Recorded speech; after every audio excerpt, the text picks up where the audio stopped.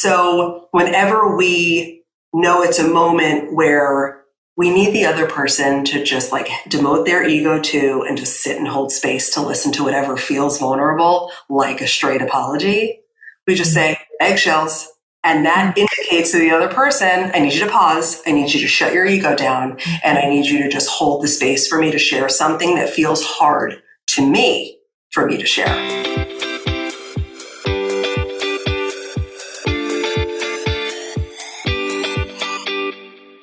Hey, it's Renee.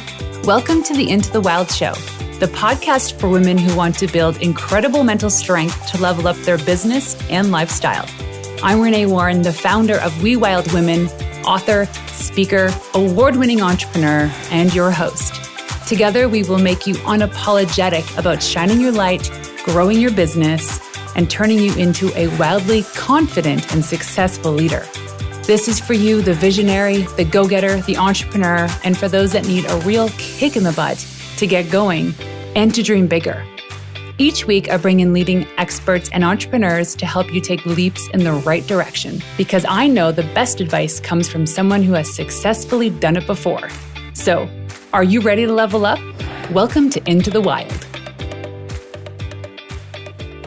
My next guest is a spiritual advisor and mindset coach to visionary women leaders and entrepreneurs, a highly sought-after keynote speaker, TEDx speaker, and international best-selling author of Worthy Human. She's helped thousands of women across 7 countries rise in all aspects of themselves, dramatically elevating prosperity, happiness, and fulfillment, one choice at a time. One by one, they are stepping into the reality of their highest selves and actualizing their next level wealth and impact. In this episode, we chat about our common feelings of not feeling good enough, our fear of failure, and why Tracy believes that the term imposter syndrome is a fallacy.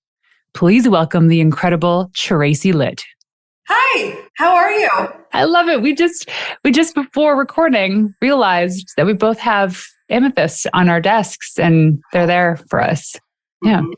Good things happen when you rub these. This one's actually my mother's. I have all of my mother's crystals. She passed when I was 24, and I have all of her crystals out on my desk. And crystal itself has exponential power, obviously. But to know that they're hers, like, anchors me in such an incredible way. That is very special. Yeah. That's so special. I just had a sales call actually with a woman who bought her house from her parents, who bought their house from their parents. So she's been living in this house for like 2 generations now. And I'm like, fascinating experience in working on her trauma and healing herself, like to be environmentally in the same place. That's interesting. Yeah, my first question was, wow, because all I could think about was, the house is beautiful, but it's been renovated a few times. I go, don't you get bored of the same place? She's like, no. I'm like, don't you? I'm like, oh, I guess not. Because I'm just so used to moving so much. But anyways, that was obviously my trauma coming up, not hers. Hilarious. I like change too. I like it. Yeah, change is good. Yeah. Okay, so let's jump into some quick questions. I'd love to know, where are you from? I was born in Brooklyn, New York, raised in Jersey until middle school, and then became a Floridian, where I reside now in Palm Beach County. Nice. Yeah. Wow. Okay, so you're escaping the New York, which doesn't really get that cold. I'm Canadian, so we believe New York doesn't get that cold. Okay, so everything is relative. Yeah. But the real catalyst is my father hit the point in his career where he hit his pension. And he literally said, okay, I've been doing this for 20 years, and now I will not shovel another driveway as long as I shall live. Get in the van. We're moving to Florida. Wow. And the family of 5 became Floridians because of that reason. Well, the luxury of living in America is that you can have whatever you want. Cold and snow or sunny destination. Canada, we're kind of stuck with where we are. And that's probably why we travel so much. What is one of the toughest moments you had to face as an entrepreneur? Learning how to expand and change myself at every level. Like really allowing myself, which is essentially the work I do with women entrepreneurs and leaders, like what it really takes to become at every level, at every failure, at every mistake, at every new revenue marker, at every new team build, shifts in my boundaries. All of that rolls into really what it takes to become a phenomenal entrepreneur, because what I always like to say is it's like a bait and switch. The brochure of entrepreneurship is like, hello, come take your laptop to Bali and work from anywhere and do all the things that you want to do and have your own time and be free and liberated. And really the back of that brochure needs to say, and come into a personal growth journey that you had no idea you were going to need to take, and take a look at all of your wounds and all of your blocks and all of your resistance along the way. Because that's what's real in entrepreneurship. It's so true. It's just like parenting. Exactly. There is no brochure, right? And like people glorify their success stories. Like, just before this, I was like, I've been helping my husband do pitching for his new book that's coming out in January.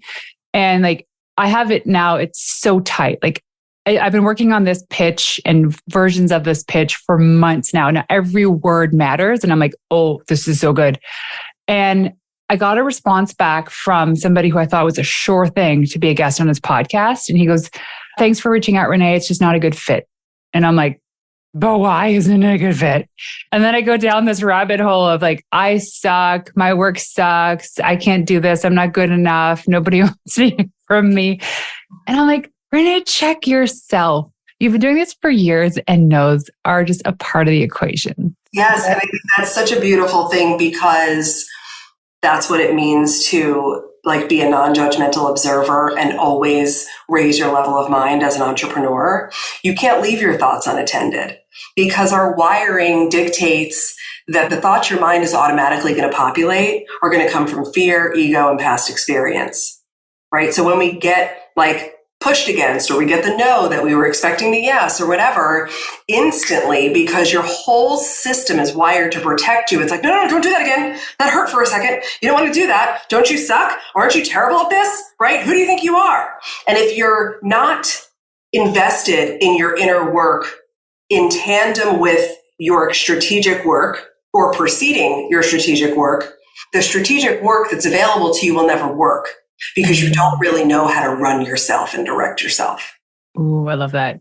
It reminds me of a quote that I say, personal development isn't a weekend course. It's a lifelong program, right? It's everything. Yes. Every time you stub your toe, guess what? You know, it's going to be painful, but you also know it's going to go away in a couple minutes. Yeah. You can move on today. It is. It's true. It's so true. Yeah. I love it. Okay. So speaking of quotes, what is your favorite quote? There are many, so I will choose this one for now. Someone once told me the definition of hell. On my last day on earth, the person I became will meet the person I could have become. Oh, I just got goosebumps. Oh yeah, that was the underpinning of my TED Talk. Like that was the inspiration. Because when I read that quote, and I have searched high and wide to give credit, and it's like one of those anonymous, literally cannot give this beautiful being the credit they deserve. It lit a fire in me and made me cry at the same time, right? Just like you said, whoa, I felt that. And to me, that's what a great quote needs to do. Okay. So that's like the epitome of living with no regrets. Yeah, that's the work that we do. Every day. Every day. That's the work that we all need to do. That's the work and the foundation under which everything we deliver at the Lit Factor, that's the lens we see it through, because we help women become the next level version, and the next and the next and the next. So when they come to that beautiful last day on earth, which is the only truth that there actually is in this lifetime, is that you're not getting out alive. You will have that moment where you look back and it only goes one or two ways. You're either like, yes, I showed up, I'm satiated, I failed, I succeeded, I risked, I did this, I did that. I played full out into every level of what I was capable of. Or you hit that moment and you look back and you're like, oh, I coulda, I shoulda, I woulda, and it's over now. So why do you think, there's so many nuances to this question. Why do you think most people just don't pursue the thing that lights them up? Is there a common denominator in most of these stories? There's two absolute underpinnings: fear and worthiness issues. That's what lies underneath it, truly like rampant for every being, because our fear is our wiring, right? It's our biological response. And because until you truly come into the lit factor land, because that's why I did a TED talk on it, because we teach fear differently than anyone has taught it to us so far. We are taught to fear, which is crazy because as an entrepreneur, you're basically living in fear every day because you're always doing something you've never done. To push yourself out into your potential requires you to live in the unknown, because if it was known, it would already be your reality. So the business you want to build, the podcast you want to start, the money you want to make, the offers you want to create, the sales you want to master, the visibility you want to embody is all going to induce fear. And if you don't understand fear and how to work with your biology and regulate your system and shift the way you perceive it, it's over. Similarly with worthiness issues, if you don't inherently know the truth, which I'm going to give you guys right now because I want to and you deserve it, you're already worthy. You're already whole. You're already enough. It's inherent in your birthright. It's the things that have happened to you along the way, the people that raised you, the influences, your parents, your rabbi, your priest, your coach, your siblings, the things that went down and the meaning you created have developed us all running around playing the I'm not enough game. So if you sit in a place where you're fearing fear and you don't believe you inherently deserve greatness, then how could you ever become what you're capable of becoming? As Gay Hendricks says, the internal thermostat. If you think you're only worthy of $100,000, that's all you'll ever make. Yeah. And that's also an iterative evolutionary process. So getting yourself to, let's say, that $100,000 mark, that's a version of you. And then the version of you that's at 250, that's a different version. And the one that's hitting $1 million, that's a whole different version. And that's what requires your success be directly connected to the evolution of your identity and who you're becoming. So crazy. There's been so much chatter about identity in my life as of late. And I think I'm attracting it. And I'm also attracting a lot of hummingbirds, imagery of hummingbirds everywhere, just poof, showing up. But identity, for me being middle-aged, I don't even know what middle-aged is anymore. I thought it was like 50s, but it keeps getting younger. All of a sudden now we just stare dead face at identity. It's like, who am I?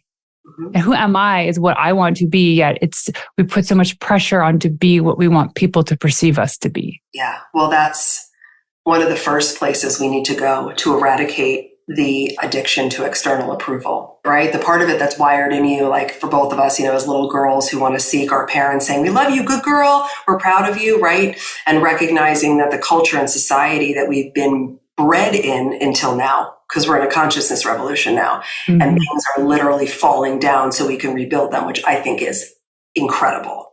Yeah. It's recognizing that you actually get to create your life for you, and you get to stop shoulding yourself and comparing yourself and making choices through the lens of how are people going to see me when I do this? Yes, I know. I feel like I know with me, default is, oh, if I do this, I'll look good. Or if I do this, then people will trust me more. But it might be out of integrity. Right. Not aligned with myself.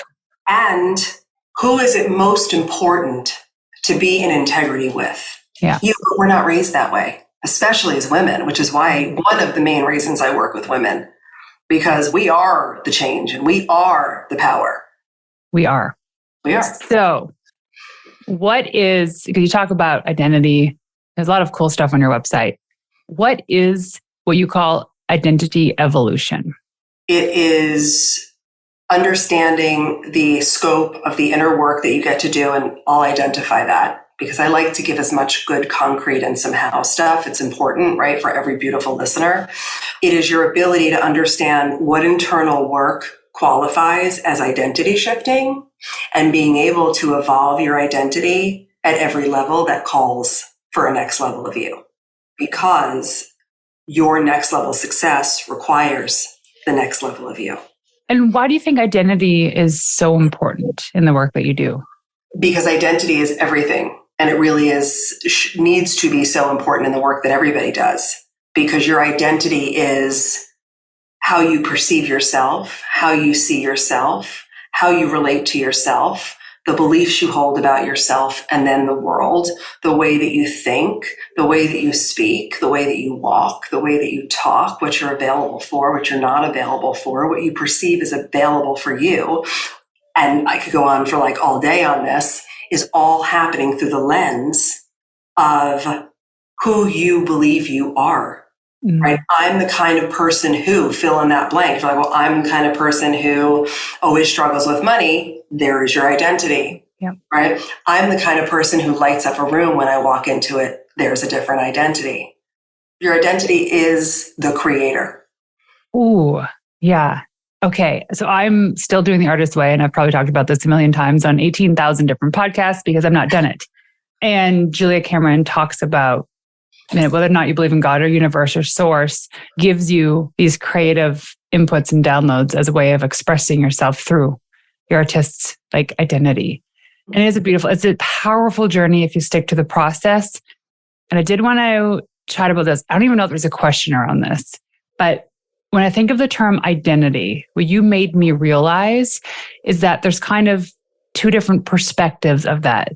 There's like your own identity behind closed doors, and then there's the identity that you want people to assume you are. Right? So there's no question there, but maybe you can riff with me on this. I can, and I will. That is the incongruence and the misalignment that most people experience, and the holy grail of your electromagnetic field, your energy, your inner environment occurs when who you be on the outside is an identical match to who you be on the inside. And that is ultimately integrity. Yeah. Yes. Wow. Oh, I have so many things I have to do after we're done recording. A lot of things I got to go say no to. Exactly. Yes. And it's like such a potent reminder that especially women live their lives in accordance to the expectations of others. Yeah. Right? Yeah, it's sad. It makes me angry. That's why I am so passionate and so insistent and so constant. I have 3 daughters. I'm one of 3 girls. And we can no longer live in a world that our grandmothers lived in and that our mothers lived in. If we continue to perpetuate and embody and embrace what is truly limited, then we will never make the impact that we're capable of making. It is unacceptable that actually, so NAWBO, the Women's Business Net Organization, has it at 4.2% of women entrepreneurs ever see $1 million in revenue. Only 4.2. Forbes has it even lower at 2%, according to the research that they did. And the underpinning of that is identity, right? Is really being able to show up and realize like, okay, I can be a breadwinner and an empire builder because that's what jazzes me up. And I can outsource who picks up my kids, and I can have someone clean my house, and I can choose whatever is actually resonant with me, right? And as an entrepreneur, deciding like watching women straddle, if you're a motherhood, and I'm a mother, like I said, 3 daughters, right? Straddle that and straddle the deep desire they have to be fierce and show up makes me sad. It doesn't have to be that way. And in order to shift, you have to go in and do the work and change and actually shift the way you think and the paradigms under which you subscribe. I hope that there's a day, for the sake of all women, but especially current women, that we can show up and we don't have to use the words fierce or even being wild. And I'm saying this almost like a hypocrite, because it's no longer fierce or wild to be equal to men. I love you. I'm with you because I say that similarly in that like saying no shouldn't be rebellious. Right. And like doing certain things, it's actually just letting it be easy and tapping into your energy and what's in alignment for you and building through ease should not feel rebellious against the hustle. Yeah. But that's what happens. But it's okay because like things progress. Nothing's an instant shift, but it progresses, and so much progress, even though some days it's like, has any progress been made? But really so much progress is made all the time. And the progress gets made when each individual, we're talking about women, but this includes every gender, starts to do the work on themselves, right? That is, how do we change the world? Individually, we change one person at a time. And then the ripple effect of that person becomes a wave in their area. And then this person and this person and this person. Before you know it, we're all just like way more conscious. Yeah. And it reminds me of this quote from somebody, I don't even know who said this, but perhaps the legacy of us women, perhaps the legacy isn't about what we do or what we create, but in who we raise. Because you're raising 3 women, I'm raising 2 boys. Yeah. And so my job is the same, but potentially a little bit more difficult in a different way, because I need them to see where things are unequal, right? And where things are out of alignment with the male versus the female and men versus women. Absolutely. I love that. And I just want to add to that. And in order to be awesome at who we raise, you have to work on yourself. Yeah. If I had a microphone and a neon suit and could go to the tallest building in the whole world and everyone would listen at one shot, in order to help your children, you have to actively work on yourself.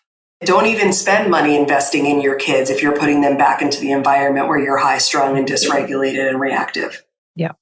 It's so true. Environment is everything. Actually, my husband and I were talking about this yesterday. And because we have a weekly meeting every Wednesday and we go through an agenda, and the end of it is issues to be discussed. And I said, hey, I have something to confess. He's like, oh, what is it? I go, I'm really disappointed in myself this morning. I let the kids, you know what it's like to get kids out the door. It's never fun. I said, I let the kids get the better of me, and I yelled at them in the car. And they both started crying, and they were both very defensive. And I said, no, you can't say that. You're not explaining yourself. It doesn't make any sense. And I went on and on until it got to the point where I had pulled up to my oldest son's school to drop him off. And I was like, I can't let him out of the car with this dysregulation right now. Like he's just wiping away his tears. I'm like, and I felt like such a failure. But here's what I know is that I knew in the moment as it was happening that it wasn't good. There's a lesson for everyone here. I mean, the reality is there's part of me that walked away is like, sometimes they need to face this adversity because they're going to face it in the world anyway. Maybe it's better that it's coming from me. I don't know. But then I was like, whoa, Renee, where did this come from? Why were you like this? I had to work on myself. Yeah. And this morning was a much better morning. And let them get, I put on my noise canceling headphones. It's like, I'm not going to let their loudness get to me. That was a start.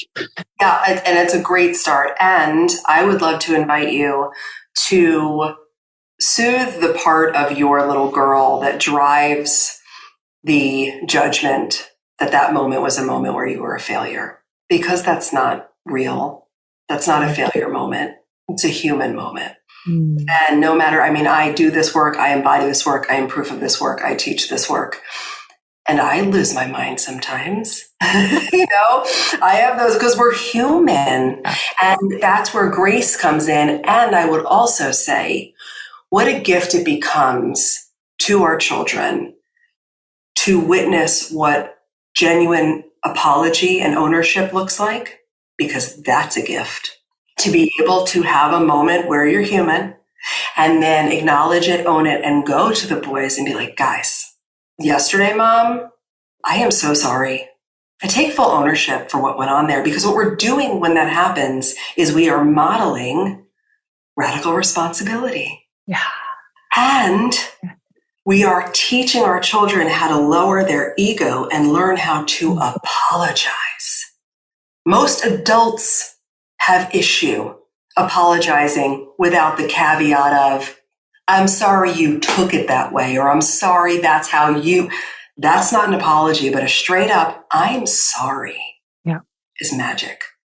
I know.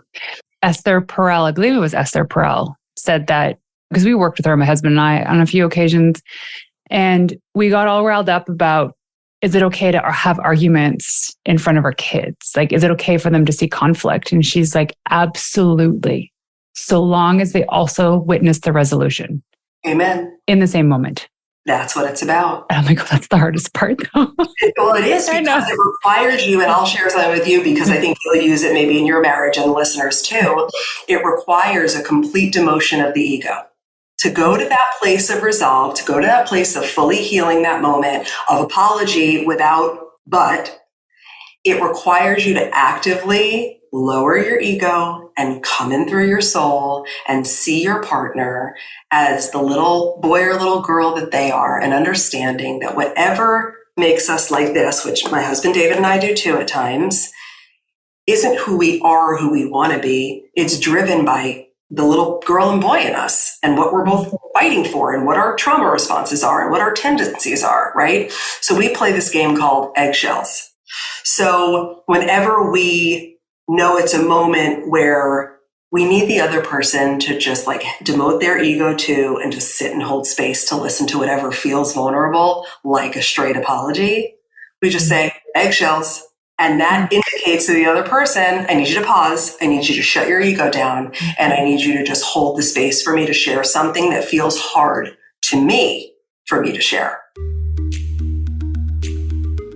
It's that time of year again, Black Friday and Cyber Monday, which means so many deals. And I've got one for you to bookmark.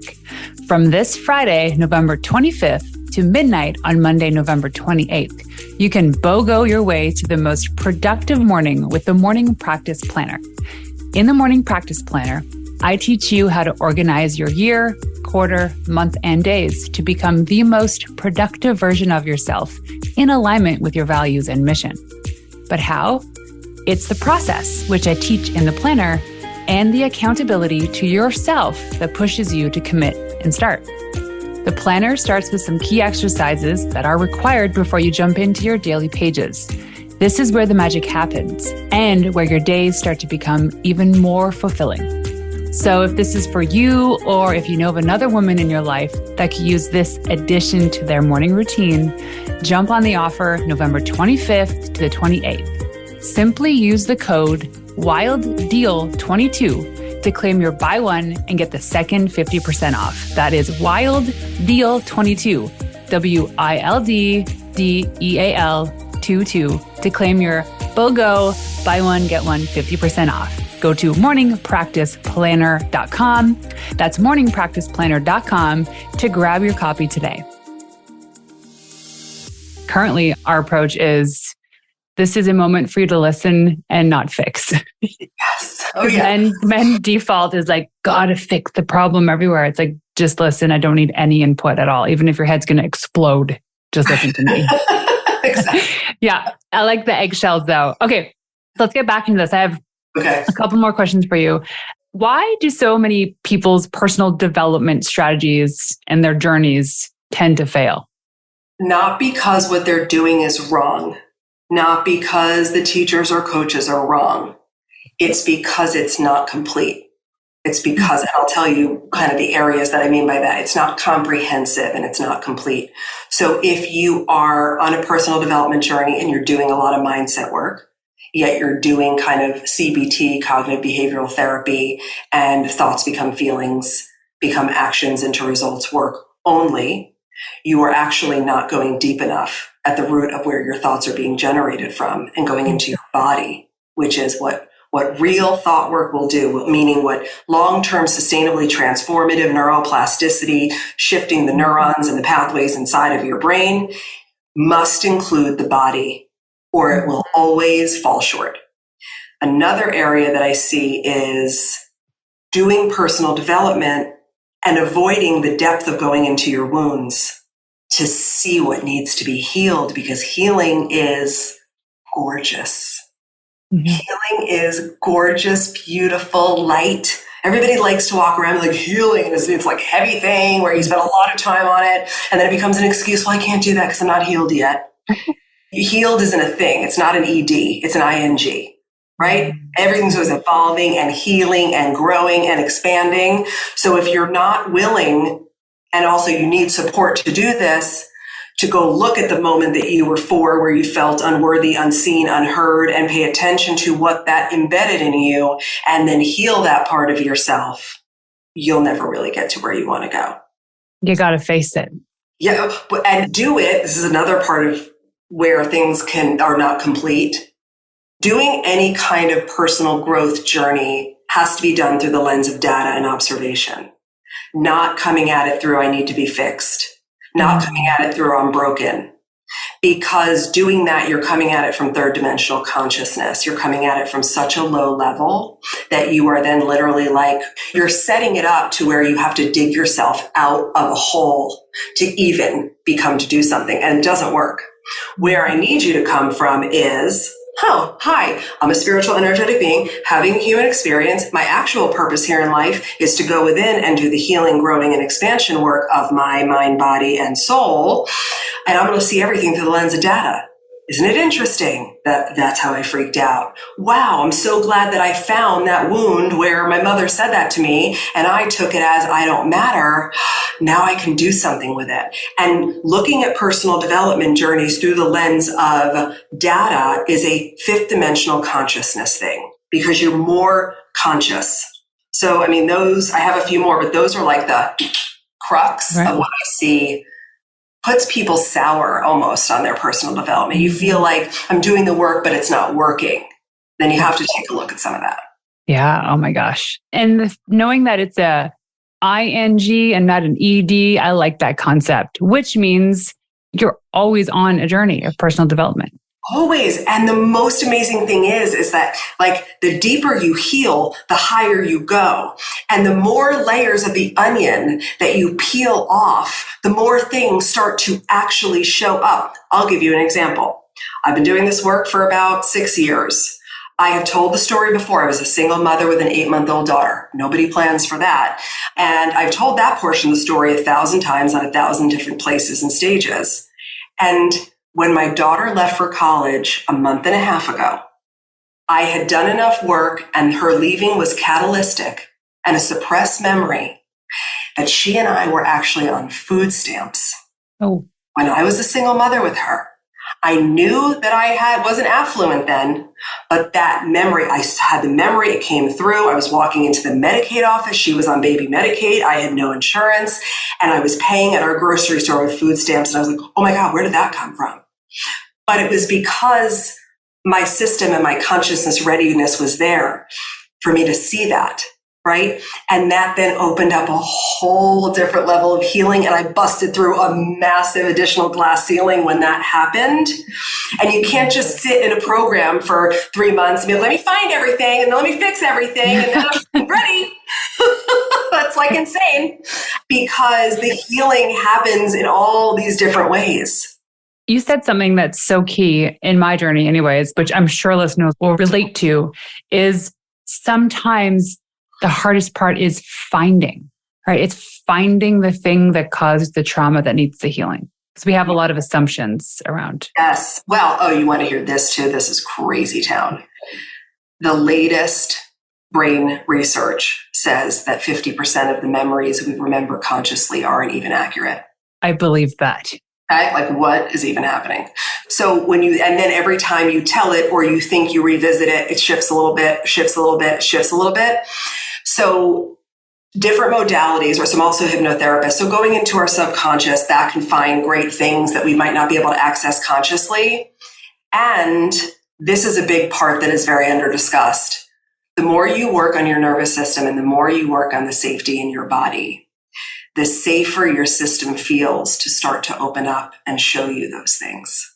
The things that we repress, the things that we are protective in nature, our whole system is out for protection, which is amazing. Like, thank you. And we're abdicating our power to our systems when in actual fact, we're supposed to be directing all this as the being that has it all. So the more you bring your body into safety, then you can let go of control a little. And then when you I used to be a recovering control freak. When you let go of control and your system starts to relax and expand, then it's like, oh, it's safe. I could show her this now.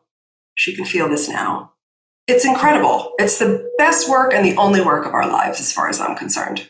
You have to work on it. You do. You do have to work on yourself. Yeah. Okay. Last 2 questions for you. One is around imposter syndrome. What do you believe it takes to overcome imposter syndrome? Stop subscribing to it. because it's not real. Ooh. If it's cool with you, we can drop a link to an article I wrote about this, and I break the whole down. Imposter syndrome itself is a fallacy that has been churned through our society and pathologized and then widely accepted, mostly by every woman everywhere. Other genders experience it, but I'm talking about women. And then women look at other women and they commiserate about it. And then they talk about it. And then they use it as a crutch. And now it's a reason why you're not doing the things that you are fully capable of doing. And it's not even real. You're not an imposter. You just haven't done the things you're looking to do before, right? And to call it a syndrome is so insulting. Like, are you kidding? Wasn't the term coined by two women? Yes, and I reference a lot of stats and different research about imposter syndrome in the article that I call Imposter Syndrome as a Fallacy. And this is also what it means to become more conscious. You come up here in fifth dimensional consciousness, imposter syndrome doesn't exist. What's really happening, just like you mentioned before, where you said, and all of a sudden you had all these thoughts about, do you suck when you were doing the pitch, right? When you do something you haven't done before, when your fear response is induced, and you start to move outside what's familiar, you start to do something that your identity isn't fully adapted into yet, your fear response is going to trigger your mind and your body to start to populate disempowering thinking, aka self-doubt, in an effort to get you to believe those thoughts and sit back down on the couch and do nothing. Because you are wired to be safe, which means you're wired to stay the same. So it's more like, congrats, your wiring works when you're experiencing fraudulent thinking. Fraudulent thinking. It's just like, thoughts of fraudulence. Do you want to believe that? If you grab hold of that thinking long enough, it'll go past your brainstem into your body, and now you're attached to it. Now you're becoming, I'm such a fraud, who do I think I am? I have had my mind offer me that level of thinking probably every week in the first 3 years of my journey. Writing a book. I used to think I wasn't smart enough. I'm going to write a book. It's going to be a bestseller. Oh, sure. Right. All that thinking. When I did the TED Talk, when I launched a podcast, when I speak on stages, because my body's like, stay the same. Right. And even now, as I do things at a higher level, self-doubt doesn't stop. I just don't give it airtime. Like, oh, really? Tell me more about how you think I suck. Like, why would you do that to yourself? Yeah. So that's I love it. I will say imposter syndrome, the term gets clicks, but I agree, but stay there, because that's the whole thing. And that's why we're shifting our consciousness and the paradigms through which we embrace things. It gets clicks because everyone still subscribes to it. Yeah. But wouldn't it be amazing when we live in a world where more women and people are showing up and rising because it's not a thing? Oh my gosh, we should do like a part 2 on this podcast, because there's so much to unpack here. I love this conversation because I never looked at it this way. To me, there was always something off about the term imposter syndrome, but it's like everyone's talking about it because there's a thing there that we need to like crack the nut on. And I see it too as probably an excuse, right? Not a reason for people to do the things that they want to do. Yeah. And also, what you just said actually spurred something in me that I've never said like this before. And the reason why imposter syndrome gets so many clicks is because it speaks to what everybody believes, which is that I need to be fixed. I'm not good enough. Right. So you see that? You watch the link. That's what is happening in my brain as I'm saying it. It's like, okay, the reason why everyone's clicking on imposter syndrome is because everyone's struggling, or everyone's continuing to play the I'm not enough game, and they think, oh my God, I have that. Now your identity. I have that. I have imposter syndrome. That's an identification with imposter syndrome. Like, who are you to write the book? Who are you to do the TED Talk? Right, exactly. Which also means then that person that's clicking is coming at their journey from a place of being broken and need to be fixed. So much opportunity. So much. Oh my God. Okay, well, let's just write a book about this then. Last question for you. Okay. Of which, because of your presence, this question will eventually change. What do you believe it means to be a wild woman? I believe it means to be unadulteratedly, fully self-expressed. Whatever that means for you. How are you a wild woman? I am fully self-expressed. Not everybody jives with me. Not everybody likes what I have to say, but my integrity is with me. And what's most important is that I feel it all, say it all. And I just like, without even recognizing what's going on, I'm just letting it up and out. I love it. Oh, this was such a good episode. I feel like I just got coached. Thank you. Send the invoice later. Tracy, where can people go to find you online? Come to thelittfactor.com, and it's lit with 2 T's. So it's the LITT factor.com. And on Instagram, we're also at the Lit Factor. Cool. I'll put that all in the show notes. Thank you so much for joining us today. Thank you so much. So there you have it. Thank you for tuning in to another episode of Into the Wild. To make this girl happy and to help reach other women who are dreaming of starting their business, please leave us a 5-star review on iTunes and everywhere you listen in. Also, if you want to find me in the wild, check me out on Instagram at Renee_Warren. That's RENEE_WARREN. And leaving you with one of my favorite tips of all time: the best advice you could ever receive is from someone who has successfully done it before you. Until next time, ladies, peace out.